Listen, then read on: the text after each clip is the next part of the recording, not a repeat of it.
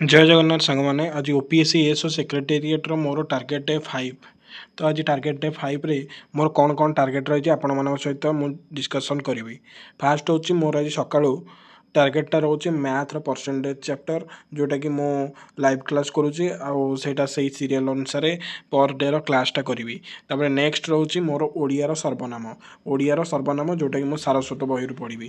तापर third target रोचे English noun chapter किछिटा portion मु स्टार्ट करी कल। तो इंग्लीश नाउन चैप्टर जोटा कि स्पेशली माने टाइप्स ऑफ नाउन जेन प्रॉपर कॉमन नाउन से जो चैप्टर ताकू डीपली एनालिसिस करके तार क्वेश्चन आंसर करिवार अछि। तापर फोर्थ होची हिस्ट्रीर गतकाली मु बुद्धिजीम विषयटा सारी देइथली, आज जैनजिम विषयटा भी भलसे सारीदेवी। नेक्स्ट होची जोग्राफीर इंडियन फिजियोग्राफी पुणी कंटिन्यू रहिबो आ सेटा आउ हार्डली 3 दिन भली हमरो इंडियन फिजियोग्राफीटा जीवो जोटा कि सिविल सर्विस नोट रू पढ़ुची।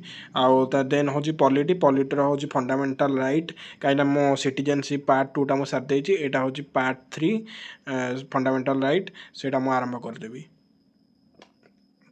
आ then current affairs monthly magazine जोटा कि मु प्राय माने परमार क्लासेस रू फॉलो करुँची से पढ़ी आउ कंप्लीट कलापर मु नेक्स्ट जहाँ देखी।